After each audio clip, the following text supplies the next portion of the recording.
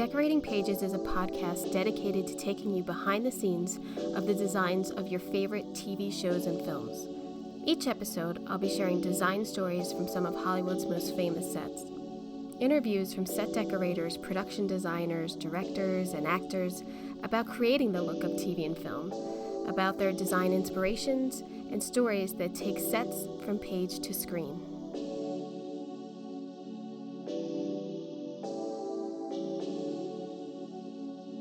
Hello, and welcome to Decorating Pages. I'm your host, Kim Wanup. How's you doing?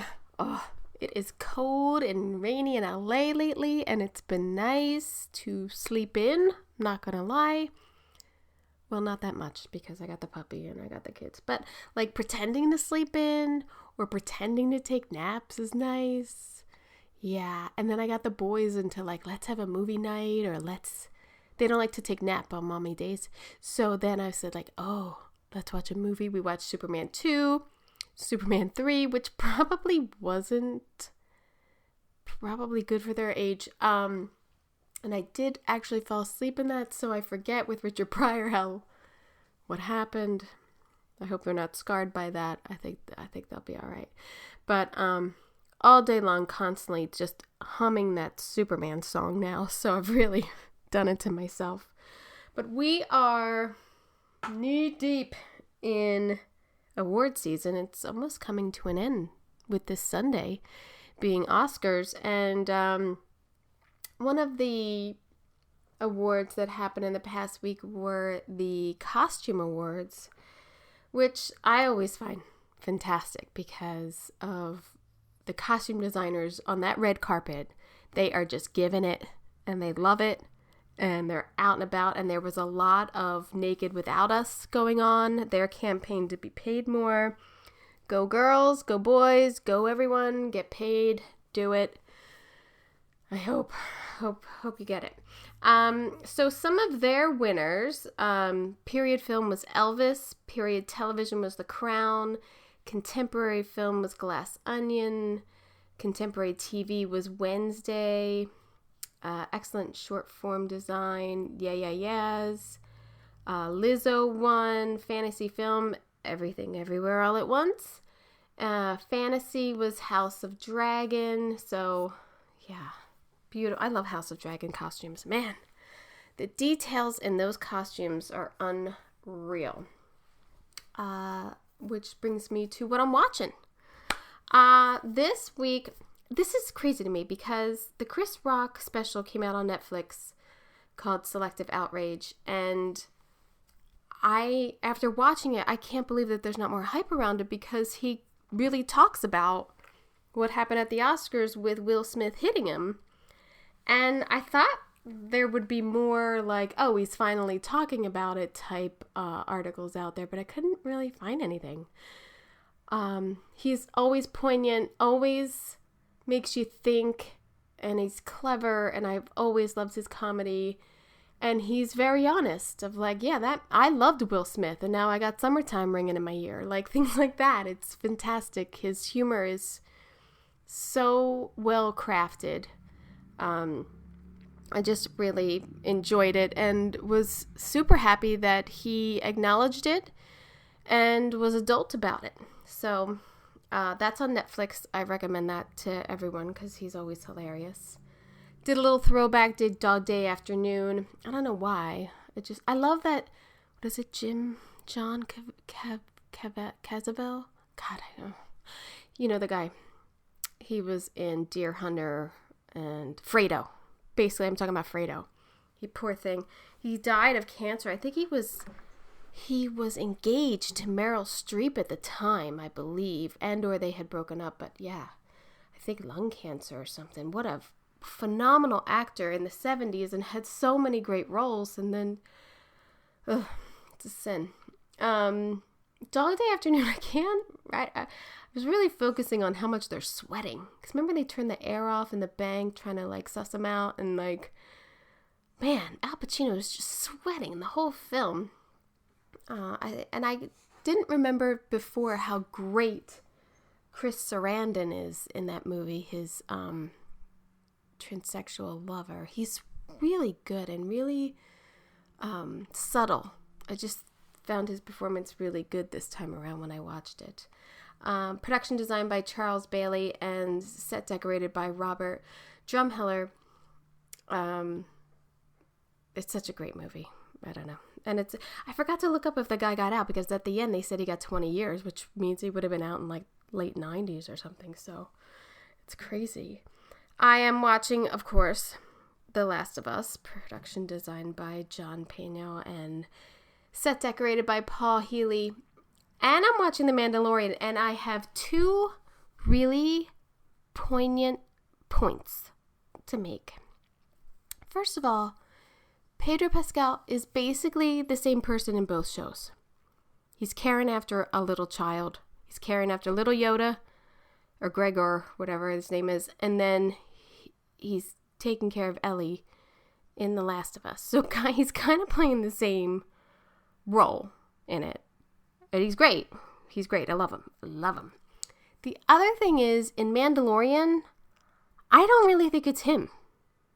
You're telling me he's standing around in a mask for every scene? He doesn't have like a double that stands in for him and then they just throw his voice in? There's no way he's standing there the whole time. I don't believe that it's him. Especially the fight scenes and all that shit. I don't know. I tried to look if it was like his walk, but I couldn't really tell. But yeah, that occurred to me last night. I was watching the first episode of The Mandalorian season 3, which the little summary of it in the beginning is the Mandalorian sets out on a important adventure. Well, no shit. Wasn't that like season 1? Why is that the tagline for season 3? Like, it didn't make sense to me. But yeah, he's the same character in both shows, basically. And I don't think it's him. That's all I'm saying. I still like it. I still like the show. I still think it's fantastically done. I was trying to look it up. I think the production designer this season is Doug Chang. And then set decorator Amanda Moss Serino. I'm not sure. I might be saying that wrong. But I looked it up and I think they only had season 2 credits in there. But yeah, that's what I came up with. Now, in other news, to put another thing on my plate, me and some friends, I have some friends, we're going to have a film club. And isn't that fun? It's like we're in the 60s or something. It's like we're in college film school. But a couple of friends of mine were thinking about, oh, that's a great movie. Oh, I hadn't seen that. Oh, I really love this. Oh, this makes me think of that, and blah, blah, blah. So me and some friends are going to do like 2 movies a month and then probably just drink and have some discussion about it. I don't know how it's going to go and how long it's going to last. And we're kind of getting really into it because none of them are working. So I'm sure once we're all working, we'll be like, what? I don't have time for that. But yeah, because I miss the excitement of films and everything, and I haven't seen everything, and there's so many things that resonate with other people, and you want to know why. Like, why did you love that? Why did you watch that 17 times? So, speaking of, for this interview, I had to again watch All Quiet on the Western Front, and oof, it's a rough watch, man. I don't know. It's like just every second I think I'll never let my kids go to war. But I do have a fantastic little interview here for you with Ernestine Hipper, who is really on a streak. All Quiet on the Western Front and Tar. I mean, it's fantastic.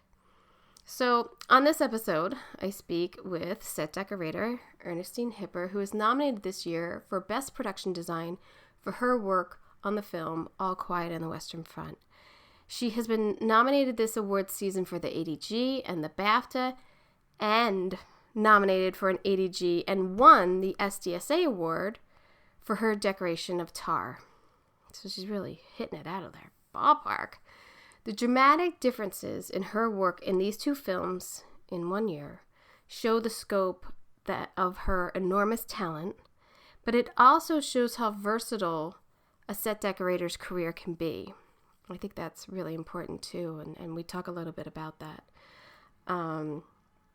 She was so kind to speak with me. She's in Thailand. She's being eaten by mosquitoes while we're talking. And she's genuinely just humble and grateful, and the recognition of her peers. She was super excited about the awards.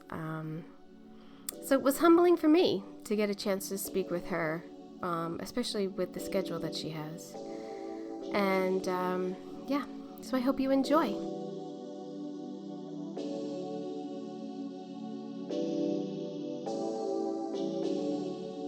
Which is always for the Oscars, I believe.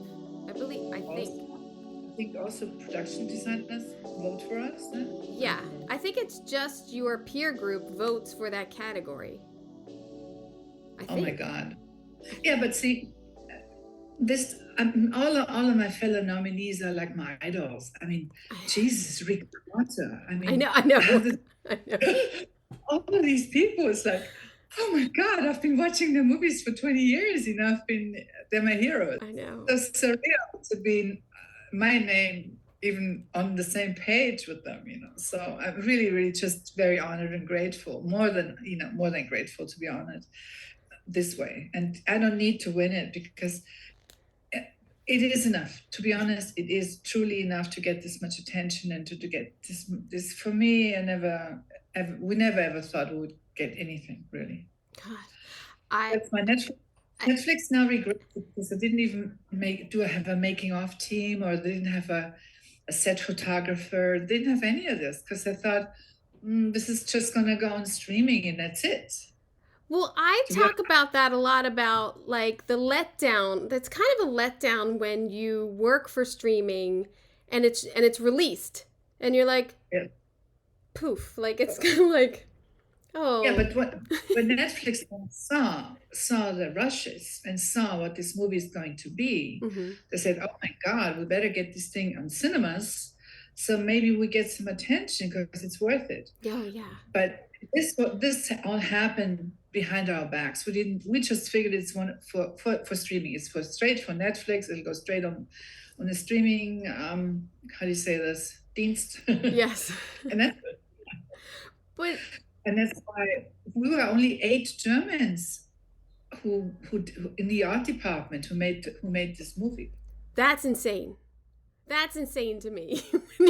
Because one of my questions is, you must have had an army. I can't even believe how much you guys produced for sets for this. We had 380 Czech people working for us. But it was 8, I had my assistants, but the production designer had an art director that he brought along. The prop master brought his assistant. And we had one art department coordinator, German, who took over the German part, and the rest was all Czechs. I mean, we were like all together, maybe including costume and makeup, maybe 20 people. Oh, wow. That is crazy. Yes. And it is a language barrier because you cannot learn Czech. There's no way you're ever going to learn this language. You have to live there. It's a very hard language to learn. So you live in your 7 people bubble, and Czechs, the younger ones, of course, speak English now, but the older ones don't. So you work with translators, and lost in translation is always a that can cause problems. But I mean, it all had a really, really incredible art department coordinator, Katka van Gemund, and my lead man, Petre Marouche, was incredible. He really had to direct 65 people once in a while. Yeah. And we were in the middle of the pandemic. So Prague was closed down. Prague was locked in a lockdown. Oh. I was wondering when you did this, because I didn't know if you'd started it right after pandemic but you did it during. Oh my gosh. For how much time we had set the head for this movie, you won't believe it. I started 3 weeks before Christmas doing research and calculations. At that point, they still were negotiating with Netflix production, how they're going to, it's all about budgets and money and to make the deal. Yeah. Because of the weather, we had to they had to start filming by the middle of February, otherwise the ground would have melted, and then you have greens everywhere and flowers, and you don't want this on a war field. Right. So we had limitations towards the time of the year when the war field had to be shot. So they started digging the trenches in November, not really knowing if the contract would be done, and we did research and we did calculations, and we spent Christmas not really knowing, do we do this now or not? And then we got a call, you start on the 4th of January. We started shooting on the 15th of February. We had 10 weeks. You only had 10 weeks? 10 weeks. And it was Brexit. Prague was in a complete lockdown. I couldn't leave the country because I didn't know whether I can come back in the country because of, Right. the pandemic. And so we were, when I opened all of these locations, you wrote there, we shot in 3 different countries. We didn't. We only shot in Czech Republic. Oh. And I can, I can send you photos too, so you understand. It was, we shot it at a Russian airfield called Milovice. And next to it, I saw that. One thing I saw that because I watched a thing with the DP, and he had a ton of pictures and aerials that shot down, and I saw it was like they said 10 football fields long or something. Like, it was incredible. Yeah, when I walked on this for the first time, I said, Christian, what? In 10 weeks, you must be out of your mind. And he went like, you're going to do it. And I went like, you must be out of your mind. How are we going to do this? He said, we're going to do it. Let's do it. And then we just, because of the pandemic, I guess, we just, I stopped. I went straight into work. Right. My assistant was an early bird, starts at 5:36 in the morning. I start at 8. He stops at 6. I go until 8, 9 o'clock. So we got this many hours out of the day. Man. He was. Actually, Ingo had to be on the work field for 4 weeks, and I would be sending him every day 4 trucks of material. We had 400 of these Czechs or Spanish riders. Did you have them made, or you found them? Every single piece except for some ammunition boxes were made on this movie.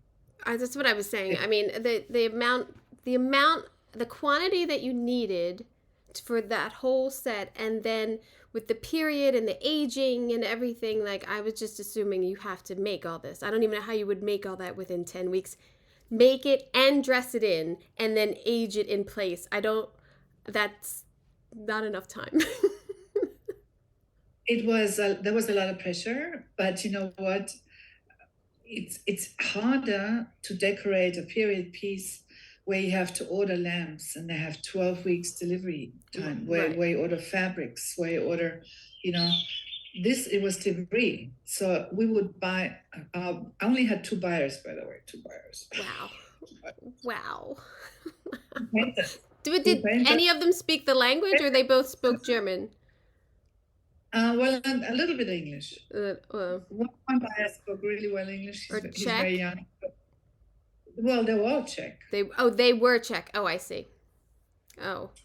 They ran around with trucks going to farms and just buying things, And then we would take them apart in our workshop and burn them and, paint them and take all the nails out so nobody would get hurt when they touch it. Because when you're on the war field and somebody tries to move something, there's a nail sticking out. I don't want to be in charge for having somebody being hurt. So this was my biggest consideration, to be honest. Safety. Amongst this monster of having all the barbed wire. Yeah. The little pikes were rubber. I had this.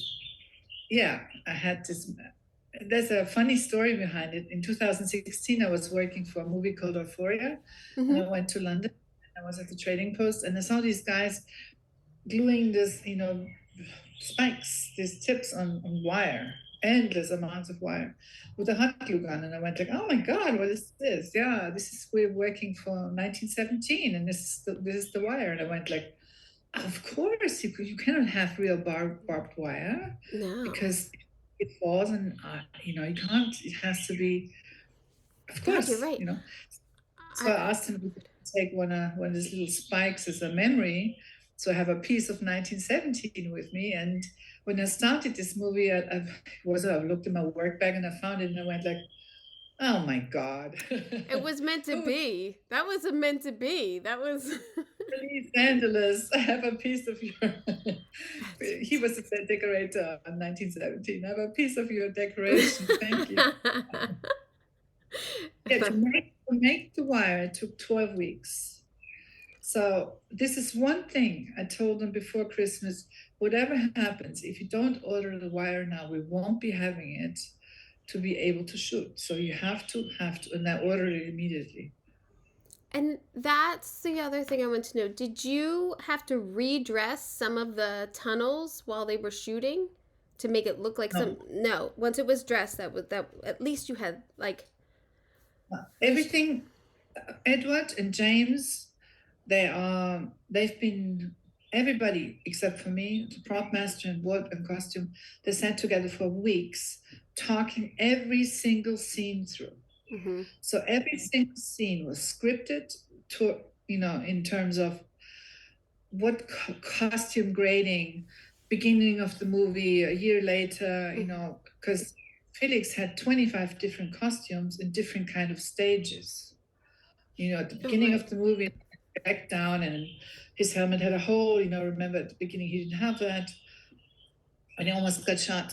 So every single scene was choreographed through with every department. And so every angle of the warfield was also catalogized. Yes. So we knew exactly where this will take place, which operator, which crane, which stunt would happen there. And that's the way they shot it, because they had to shoot it in 6 weeks. They had to shoot all the warfield scenes in 6 weeks.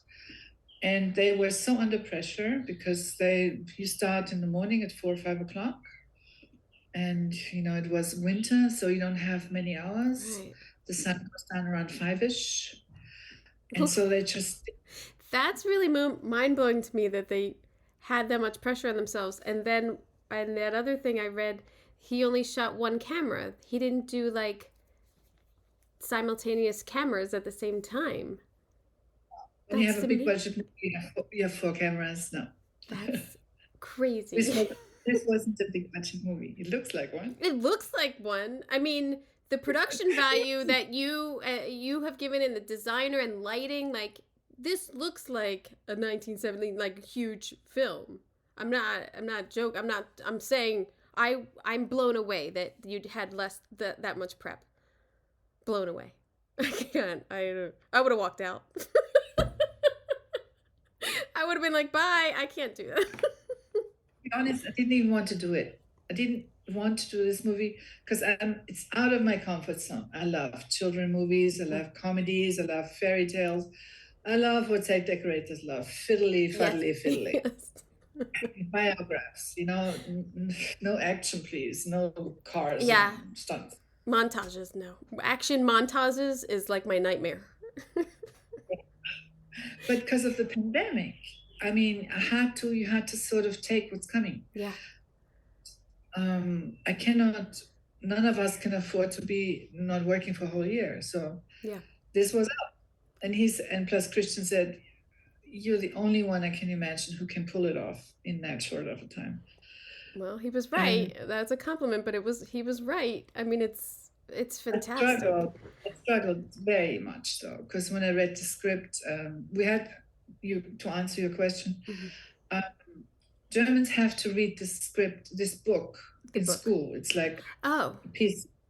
It's first of all, our generation, what our grandfathers or grandparents did, it's still a heavy weight on our shoulders because it's part of our history, just like you Americans have the history too, Yeah.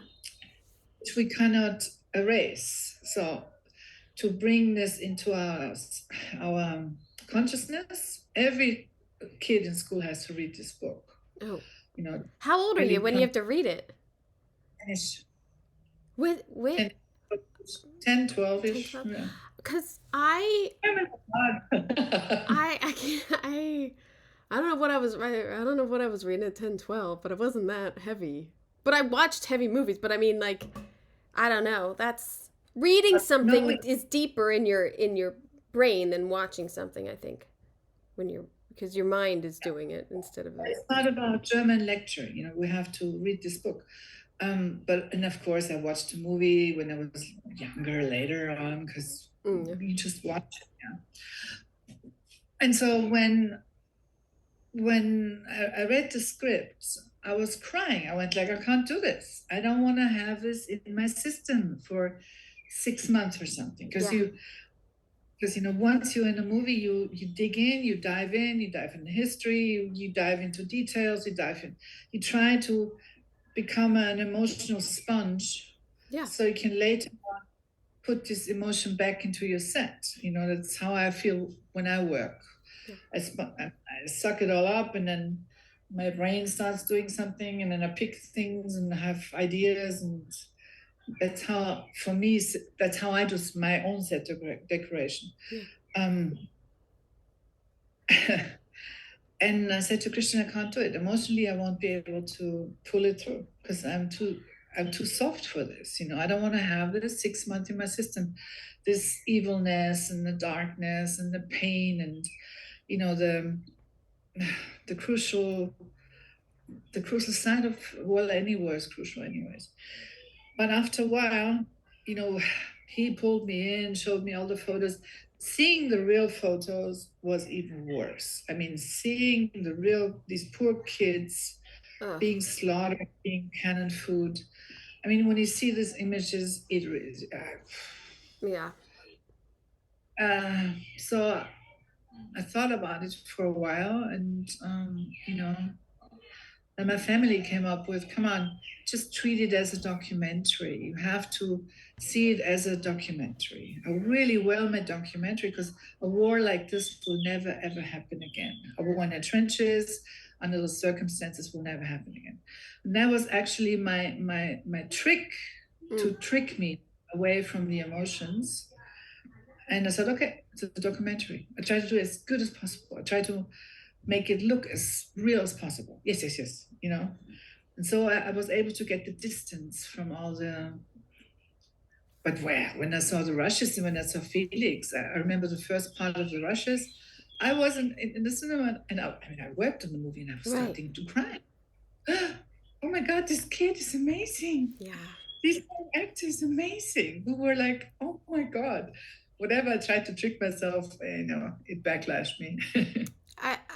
War movies are so hard and so important because people who have never experienced war need to know what people are fighting for and what they're doing. And I always think war movies are history and showing people what this was and why they were doing it.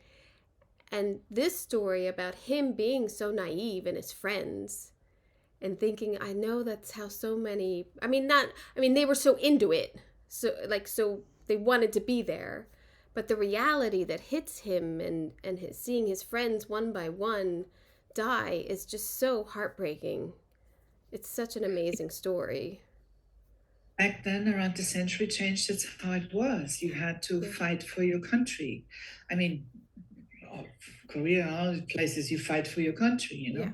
America, you fight for your country. But back then, it was our propaganda, because whatever came to those cities, the newspapers didn't really show or tell the true stories. They always, Right. victory and victory and victory and the great nation, and so those kids didn't really know nobody knew what war was, except for the ones who came back with a missing face, half of the face and legs and arms missing. And then when they told the stories, nobody would believe him. They went like, ah, yeah, sure, Yeah. because you wouldn't really. This was the first anti-war book ever in history, and that's why it's such an important book. Yeah. And Hitler, of course, banned it.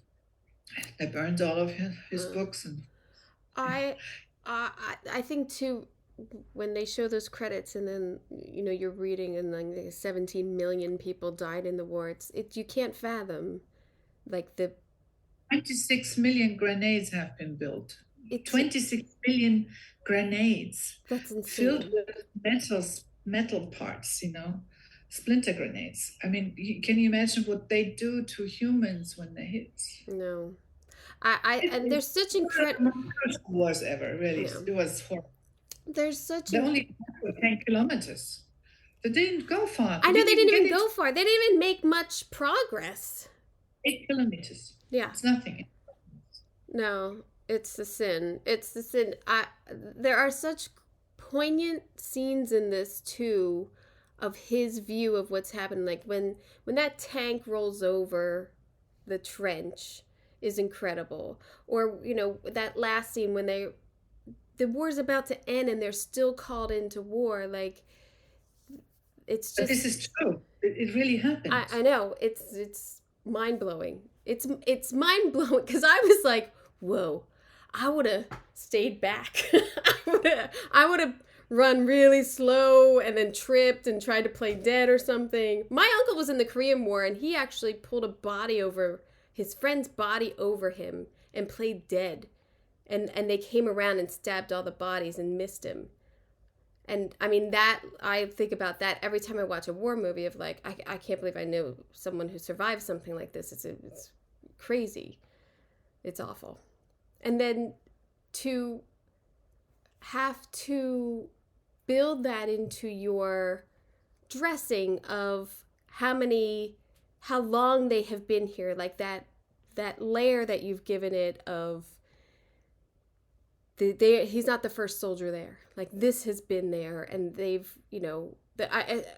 just the lived-in value of that trench and everything. I thought was like really great in telling the story of them, living in this mud. Yeah, but there are incredible images out there, so you can really copy as much as possible and make it. It was more the challenge of where do I get the stuff from? Yeah. How do I get the items? Because you know what you need, but how do I get it? Also budget-wise, so frustrating. Tell you my budget. You're gonna laugh. Americans, that would first think how we should do this. But I was lucky. I rented out a whole prop house because they were short of money because of the pandemic. They didn't have much business, so I said, "Come on, flat deal. I take all of your costumes." It was a military prop house.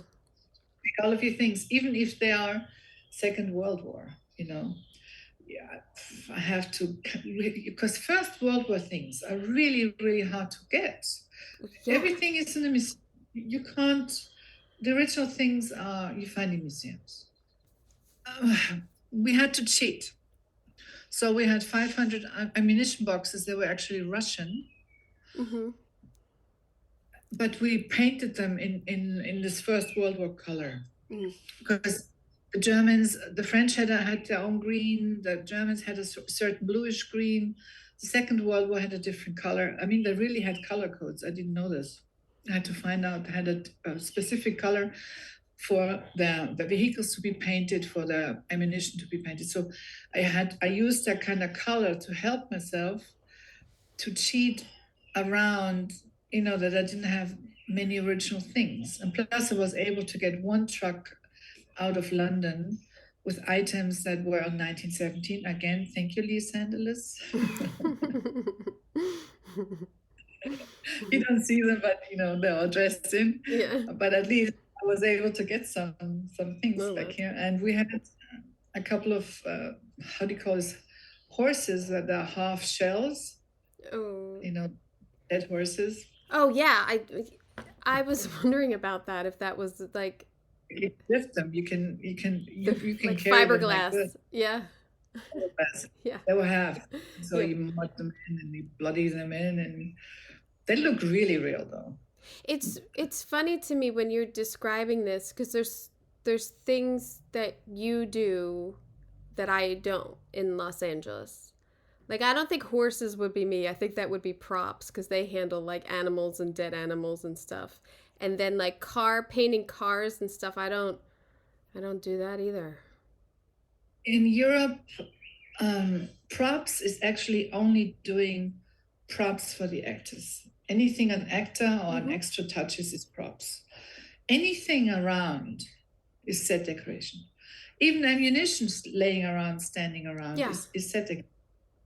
Lamps, lights. Yeah. I mean, if there's a dead horse laying there, it's set decoration. If a dead horse is being shot and an actor is leaning against it, then it's props, you know? Oh yeah, I guess you're right. I guess I've never done dead horses. I guess I just assumed. I mean, they tricked me with the big cannons, Yeah. you know? Because in one scene, it was the last battle when the soldiers would go back on the battlefield. Right. You see 4 huge cannons there, World War I cannons. And they're not firing, they were just empty, you know, staying there. And I was told, well, these cannons must be vehicles, you know, because there's in between. Sometimes it's also vehicles. Yeah. Because they have to move. And I said, no, they're just standing around, they're props. And then props said, no, they're set decoration because we're not touching them. So they ended back on my table. And of course, there are a couple in Poland in the museum, there are a couple in Germany in the museum. And just to get them there, plus you're not able to touch them and muddy them up, Right. and you know, whatever, if there's a scratch on them, you're fired or worse. So I had them built. I had them built out of plastic tubes, and I send you photos. Oh my god. So I had them built and then set on set. And when did you get that note? Hopefully not the 2 days before. I hope you had some time. It wasn't a long period. It was 2-3 weeks. So but you know, construction guys love to build toys like this. They were really into it. Yeah, they love. Well, I'm sure they built so many ladders and X's and beams. With 180 ladders built, we had, I don't know, 400 X. We had 7,000 or 9,000 sandbags. I still can't the sandbags. I think at least 7,000 sandbags we had made. I was thinking of the sandbags. I was thinking of all those sewing machines in the very beginning. Yeah, 50 sewing machines. Those were all from collectors. Mm-hmm. And the ladies had to learn how to pedal. We didn't have any thread in them. Otherwise, it would have been a big mess. So they just pretended. I was thinking of the sound guy must have hated that. But... nice sound. Yeah. It's not. I think it too. I was the coffin scene in the beginning. I was like, oh, that's a lot of coffins too. I was wondering if I'm sure you had those built because. Yeah, they're easy to build. Yeah. Just paint them. And I had an idea. You know, I didn't. Well, in the real war, they would just throw the corpses in. You know, in a hole. On my grave. And I said, we can't do that. It's too much at the beginning. You know, it's too much. So let's take coffins. At that time, they wouldn't have had coffins. Mm. So plus I wanted some markings on them with numbers or which grade of soldier he would have been, with chalk written on, to have a bit of a feel for the coffin. So each coffin also had to be to personalize them a bit. Yeah. And this huge pile of wardrobe you saw there. Yeah. There's a huge the bags. It was just a shell. I had it built, and it was just it was chicken wire, and it was just on top. Okay. But again, all the blooding and all the mudding, these 2 little hands made. Oh. I mean, you got to get in there. You got to get dirty sometimes. But that's it was all fake blood. I didn't care. We had 7 or 8 who had to go through I had to go through a wound lecture, which wound causes which kind of blood Oh, and wow. color. Yes. I say it all the time of as set decorators, we're so lucky because look, I mean, on every project you're on, you just dive in and we research so much and we learn things we would never would have known. If like I'm not sitting here having off one day and think like, where I'm gonna take a bone, I'm gonna take a wound survey or something like you never would have done it. And I think that's one of the best parts of our little world is the education that we get of all these different subjects and periods, and you really gotta love to learn and research for us. Yeah, but I was never able to get a husband and kids because Yeah. how can you do it when you work? Well, I I'll tell you what, I I asked a lot of people. I asked a lot of decorators, and they always told me, the ones who had kids, you just figure it out. You just figure it out. And I was blessed and found a man and got pregnant. I don't know how. And then I had twins, and I oh, work lovely. and I work and I have twins, and I'm exhausted. So I don't know how to do it either because the balancing of it is really hard, but you make it work, but it is hard. You do because I know what type of personality we have to be, and you don't want to let anything slip through the cracks in either world. So it is really hard, and it's really, I mean, I never traveled with work. I always, and even now, like, I'm never going to be able to travel. Like, look at, you're in Thailand. Like, that's amazing. You mean No, you, I constantly travel. Just yeah, see, when the pandemic started, I was 4 months in Spain doing a movie. right. Went straight to Berlin, where I don't live. I live in Munich. I live down south. And then from that, I went to Czech Republic for 5 months. I think we shot this movie in 5 months. Wow. And I had 10 days off in Spain, just sitting on the beach. I was like numbed. I was really numb. I was like, uh, Yeah. this was physically, this movie really was to my physical limits. Yeah. And I got a call, a movie's up with Todd Field and Kate Blanchett. And I went like, I cannot turn this down. You cannot turn down a movie with Todd No, Field and Kate no, Blanchett. You just simply you can't. can't. You can't. You can't. You can't. I'm I have happy. fear of turning anything down. I get really scared to turn things down. I get fear of missing out syndrome. But that No, I, you can't turn that down. Todd Fields, no, I you can't. mean, And I mean, geez, he's a legend, and Kate Blanchett is one of my most favorite actresses on the planet. yeah. I mean, she is a superstar. She is my, ugh. And I went like, okay, pack your suitcase, bye bye sun, bye bye beach, going back to Berlin. And then I was in Berlin for another 5 months. So this year I actually worked for 6 months. I worked through with a 10-day break. Oh, And luckily, those two movies are now hitting every I know. award more Uh, I've ever. I'm like, what is going on It's a here? hell of a What the heck? streak. You hit a hell of a streak here, I gotta say. It's pretty good. 22 years. None of this ever happened to me. So what is going on? But you're the only one that ties them together. Yep. Yep. And Americans go crazy because they think, oh my God, how can you do a period 1970 movie and a slick, you know, Because you're talented.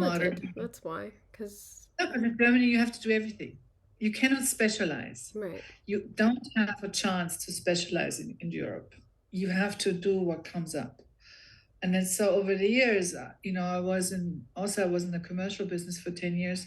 Then the commercial business, you have to decorate a set in one day, Yeah. you don't have this time. And so after all these years, I had to do everything. So I sort of, well, the war thing was missing. But, Yeah, it's that's what I love about it. I love, being able to work on a drama and a comedy in the same year, or, that I love that. I think like I can't even imagine doing, because I mostly do TV. I can't imagine doing 22 episodes of a season. Like, I'm so thankful that they're only like 10 episodes or something, because I want to I got to get out of it because it's such a deep dive and I want to do something else. I want to keep going, keep moving on. But for you to deep dive so hard into a war and then do this modern piece is pretty fantastic. The opportunity and everything is It's a fantastic. very special director. Yes. Because Todd Field is a very special person. Yeah. I mean, he is. And he hasn't been there's only around. one Todd Field. He hasn't been around for a while either. He's taken a long break. I don't know what happened, why he was gone for so long. I don't know either. He's so brilliant. Yeah. His mind is I think I've never ever imagined that a director is like this. He's very. I love to work for him. For me, it was great joy. Yeah. Everybody else was sort of not understanding him, I think. They were like, what does he want? Because the script was very hard to read. If you read the script, you don't get the story. Well, I read an article that he wrote it over COVID and then came up. Yeah. And then was like, all right, I want to make this movie. And they only had a certain time to do it. And then they like rushed it in or something. Did they like rushed it to get it done because of her schedule, I believe? Yeah, I think of Kate. I mean, she was in 80% or 90% of the movie. She was in it. Yeah. Sorry, mosquito hitting me. Oh no. They're everywhere. Yeah. I wouldn't do well there. I don't think. You're making me itchy. No, they don't make sound. They're friendly, polite mosquitoes. Yeah. But they eat you.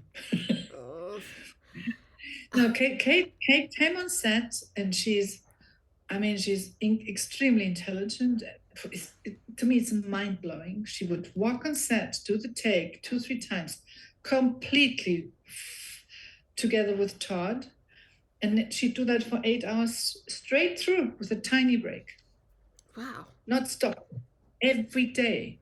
So I normally, superstars like her come for 3, 4, 5 days shooting, and then they go back home.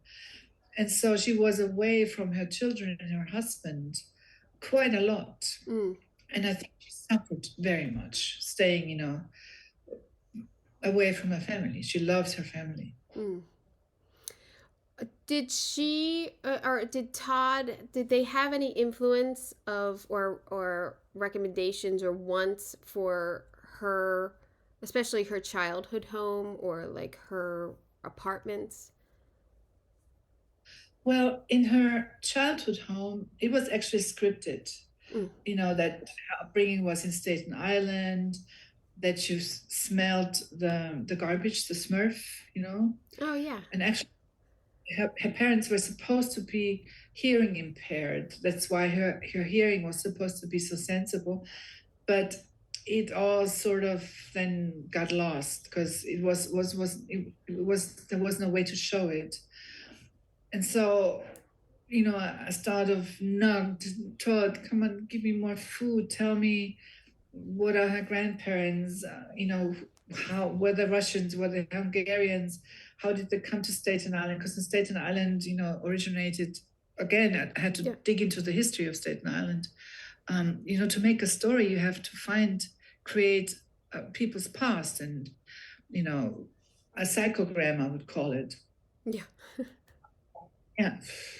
Where they come from, how many relatives is there? What are the relatives? What is this? Are the parents still alive? How was the father? Was he a nice guy? Was he a violent guy? Was he an abusive guy? You have to make this kind of psychogram to start thinking how the apartment could look like. And so Todd came up with all these informations like Hungarian background and making up this and hearing impairing and this and that. And so I started getting mood boards made with trying to find some, Hungarian influences and textiles and little knickknacks and things that could have inherited and photos on the wall. And that's how Staten Island actually happened. Plus, it had to be the low, it had to show the sort of basic standard of living, working class. Yeah. It's a bad word, but you know what I mean? No, that's yeah. And that's a lot of Not, up, Staten not, Island too. not upscale. Yeah. Just not upscale people. And that's to show her background and where her biggest how do you call this, lack of confidence actually came, and that's why she started tricking herself into the world to become more. So it all happened. That's where it originated, and that she was also always she had to fight for everything. She was a hockey player.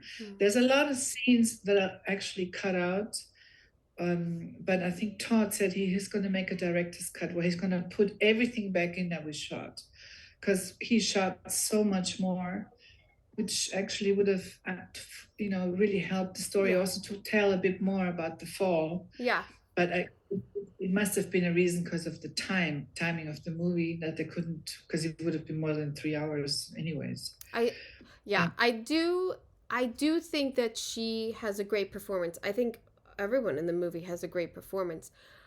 I kept waiting for something more to happen, because we keep going back and forth, and then you're like, is this a dream? Well, it was there. It was all there. We shot it. Todd shot it all. Yeah. So I it's not. I don't know why it was cut or why it wasn't shown. It's there must be studio reasons. You never know. Yeah, it's too many cooks in the kitchen. That's what it is. It's Kate also. She's a producer on it, so you never know. Yeah. So he's going to make a director's cut, and then you're going to see it all. I would watch it. I would see it again because, in looking at your work, and I read an article with him, and he described a ton, as you are, and I was like, well, I would have liked that movie much better. Because when you see the first trailer, that's how the movie was. And it, I don't know, it's, when I watched it, I went like, this is not what the script is and what happened. But I wait for the director's cut. Yeah. I think Todd, in a way, I think he's, you never know. He's probably struggling, should have done it, should have not, should have left it this way. Nobody ever even thought that Todd would go like this either. I do think, though, in watching, I saw these movies and then I watched them again this week, ready to talk to you, that there's cinematically the frames and the work and your sets, they really kept wide in a lot of scenes, like her apartment and like on the battlefield, like just these wides, or that dining table scene in Quiet, of just that room and that dining table of two people on the ends. Like, cinematically, your work really shows, and they really showed a lot of it. It's so fantastic to not like get smaller and smaller every third frame or something. And it was beautiful to watch. I mean, that's the dream, to work with good DPs for me. That's my dream. James Friend is so lovely, and also Florian Hofmeister. I mean, Florian is also nominated for an Oscar. Yeah. And James as well, although it's I know. It's a tough one. It is. That's a tough category, that one. Yeah, and there's a lot of ego involved, and these people don't have, they're wonderful, they're lovely. Mm-hmm. Really lovely also towards us. I mean, you can sort of go to Florian and say, how do you want your lighting? Should we dress more? Shall we help you there? And he would be just absolutely together. Some DPs are very pushy. Yeah. It can be. Yeah, they can. Also the complaining kind. No, these two are not the complaining kind. They're just the most loveliest people I've ever met, really. Oh, that's fantastic. And I think too, when the decorator and the DP have like such a good relationship too, it makes each other's job easier. But it's also when you when you really know what they want, you can tune into that, and because you want it to be what they want, to make it better and to light it and everything. Like, I think that's such a important relationship when you work with them to produce such great lit scenes, because it's all us Yeah, now. It's all practicals. It's all practicals. and now it's practicals and Yeah. colors, and now and structures and textures. Yeah. And the more they tell us what atmosphere they want to create, we can jump into it and help them, with what we can find on the market. Yeah. But no, it was extreme from one movie to the other. And the biggest challenge of Tar was clearance. Clearance of Clearance. all the books.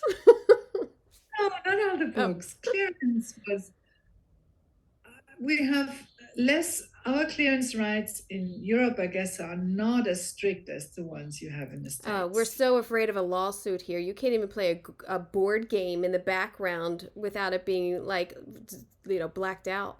It's ridiculous. I mean, in Tar, just imagining a place like Kami, Columbia Arts Management, blah, blah, blah.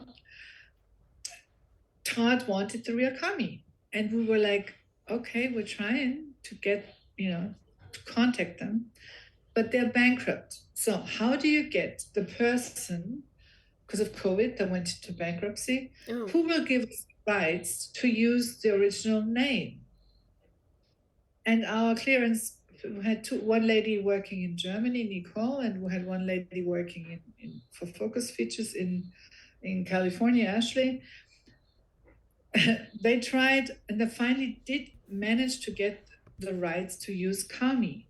But then every poster on the wall, Kami is like, they have a huge range of artists. Yeah. So Todd again wanted the real Kami items. So to get the rights for each poster on the wall from Kami, which doesn't exist anymore, finding the owner of the posters and the rights, I can show you a wide shot of the Kami conference room. In the movie, you only see three, four posters in the background, right. Of the concerts. But we had everything cleared. It was in Sebastian's room. When she fired Sebastian, Right. the Kapellmeister, this older orchestra guy. Yes. Who every single piece of photo has been cleared in this place. Oh. It has been either scouted on iStock or I can send you the board of Tar, which was an ADG. We had the magazine stand when she runs to get her magazine. Magazine stands are so expensive. She was supposed to run by actually behind a wall with her being famous, and then a wall of her being down, down, down.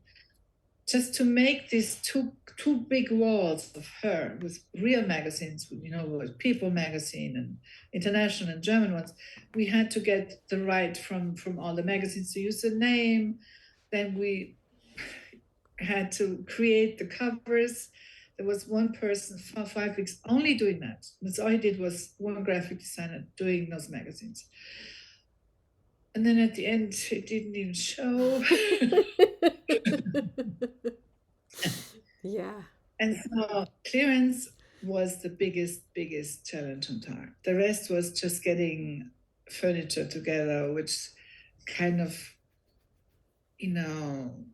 fit to a character, try to hide what she really wanted or show what she wanted to be, like a pretending stage. Her office is like a pretender kind of stage. You don't feel her, it's just decorated. You don't feel a person there. It's just those two pieces of art are very interesting though to me, of what if she's trying to be so perfect in everything. I couldn't tell what they were. It's a little boy playing violin. Actually, now it's a lady playing violin, but her wife is no, she tried to start an affair with a cellist. Oh. She's not Right. playing the violin, she's playing the cello. And that's why it shows those pictures.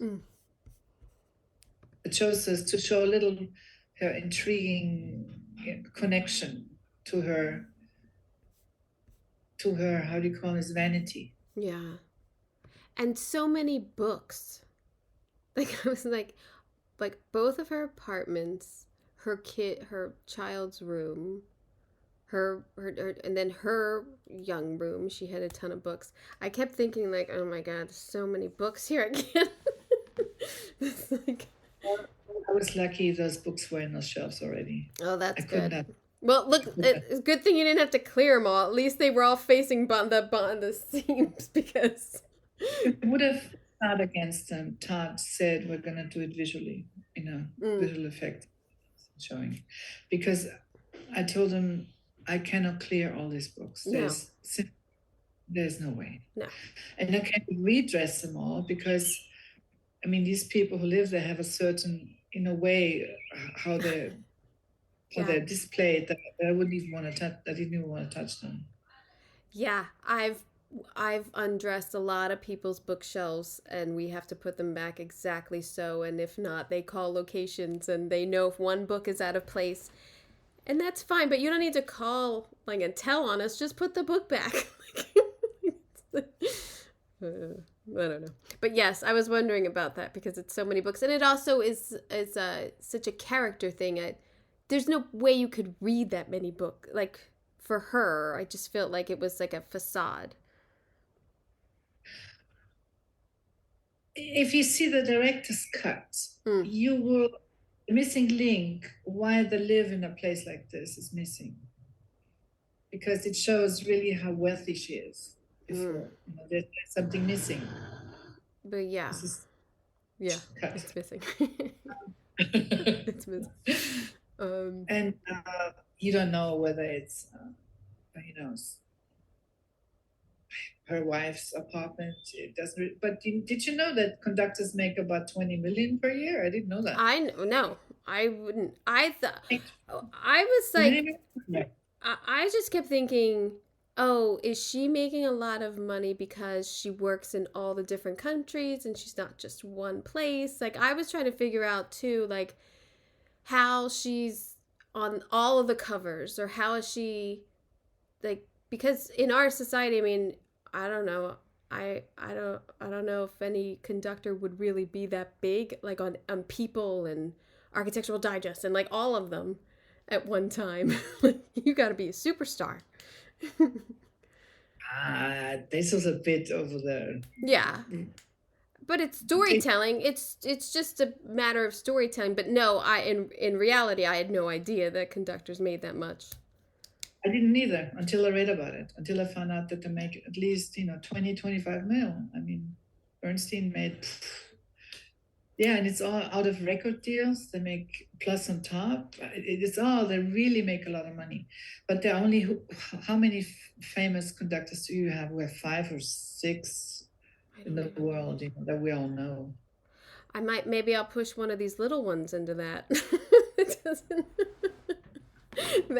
They're obsessed with Beethoven 5 right now, so go ahead. Da, da, da, da. They walk around the house all day. Da, da, da, da. I'm like, oh my god, this is like a nightmare.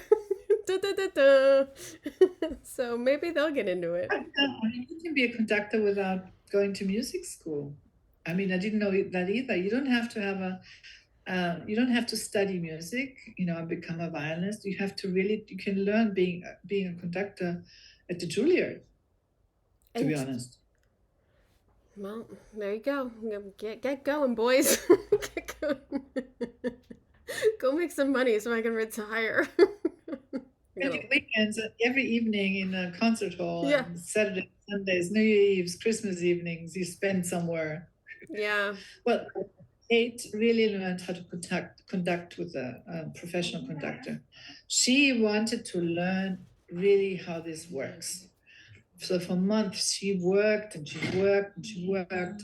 And when she walked on stage with the Dresden Philharmonic, with those musicians, she, of course, that's the way she is. She walked up there and she said, well, I'm here, the actor, and you have to support me. So if I do something wrong, please help me. I need you. Without you, I'm not gonna be able to perform here. We are a team. And that's, of course, the musicians went boom for her. Well, Then she started conducting, and she went like, and those guys haven't been playing for a while because of the pandemic. And she went like boom, boom, boom. And then she went like, stop, you're out of, you're not on. And they were laughing because she was right. She heard she's it that they amazing. are not on tune. Spectacular. Well, you really have to have an ear for that. I mean, she Yes. really has to be She's able. hyper intellectual, believe me. She's really, really super intellectual. She's one of a kind. Wow. Okay, it's one of a kind. I do love everything she does. Everything. I mean, I'm a huge fan of hers. Is why. Did you hear the mosquitoes? Poor thing was getting like eaten alive. But I'm so thankful that she had time to give me and talk about this, because I just can't believe the amount of time of prep that she didn't have. And also, I didn't get to talk to her about that blue train car. I really wanted to talk about the train car and all the fixtures they had in there and the color of the blue, and it must have been all, custom made, and it's such a contrast from the rest of the film. But I dropped the ball on that one, guys. Sorry. And the rest of there was like a big conference table and the etching on the glass of the windows, and everything was just so beautiful in there. I do want to say there was a couple great articles that I read in prep for this interview. One about the visual effects of the film and where the visual effects starts and the set ends. There's a great little movie on VFXexpress.com. All Quiet on the Western Front breakdown by Netflix. It's a great little couple-minute video of the green screens and how the set worked with VFX. The other one I did was the ASC.com, and cinematographer Eric Messerschmidt interviewed I gotta find his name, James Friend, the cinematographer on All Quiet, and they talked for over an hour on this. It's on their website, and he has great pictures that they integrate of just his sets and them shooting. So that was super helpful in preparing for this. And for Tar, I read, I think it was on Condé Nast, with the director about the film. And I know I lend to that after reading the article, I really felt like, oh, that was a good movie, but that's not what I watched. So, if you want to like Tar, maybe read that article. I don't know. But yeah. But again, thank you to her. Good luck. That's my vote. I know Babylon's probably gonna swoop in, which is great. It's all great. The work is fantastic. There's nothing nominated that you're like, what? It's all great. And that's how you always feel. Like, God, it's so much work. Look at what they're accomplishing in the time frames, and think about budgets and everything. So yeah, bravo to her and everyone else, and good luck at the Oscars this week. How exciting. It's so exciting. Also, trying to get, I can't believe how busy I am and I'm not working. Trying to get a couple videos out. I'm going to try to do one of her work I'll put up on TikTok, and we always have the postings on IG just to keep you current. And so follow, like, please review. It's so much bullshit with these reviews, but you gotta ask for them. So please review on whatever listening platform you are listening to. I would greatly appreciate it. So I hope you got an earful. I'm Kim Wanup for Decorating Pages.